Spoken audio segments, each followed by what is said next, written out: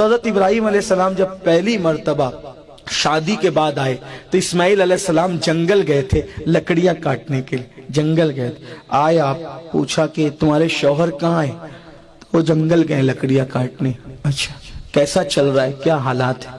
بہت خراب حالات ہے حضرت، کھانا نہیں ہے، پانی نہیں ہے، بہت برے حالات ہے، گھر میں کچھ اچھا نہیں ہے.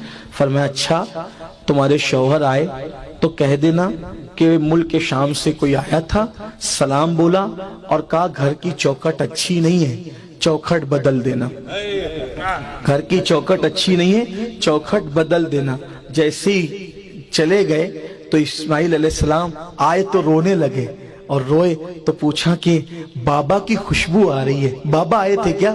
اور تمہارے بابا کون ہے مجھے نہیں پتا، البتہ ایک بہت خوبصورت بزرگ آئے تھے. اچھا کیا کہہ رہے تھے؟ سلام کا آپ کو، اور کچھ کہا کہ گھر کی چوکھٹ اچھی نہیں ہے، چوکھٹ بدل دینا. اچھا تو پھر اس کا مطلب تم میرے گھر میں رہنے کے قابل نہیں ہو. کیوں؟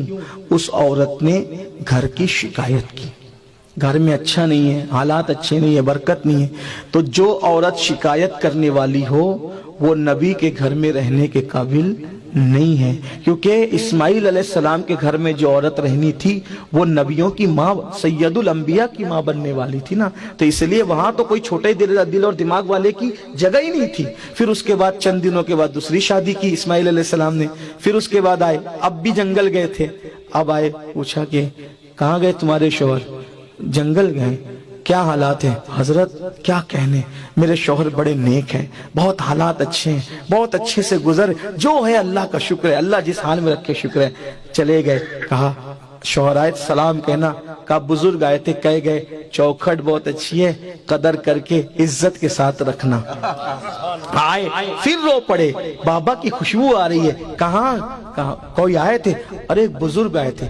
کیا کہا؟ سلام کہا. اور کیا کہا؟ چوکھٹ بہت اچھی ہے تو عزت کے ساتھ سنبھال کے رکھنا. کہا اچھا اس کا مطلب میرے بابا بول گئے کہ تم میرے گھر میں رہنے کے قابل ہو.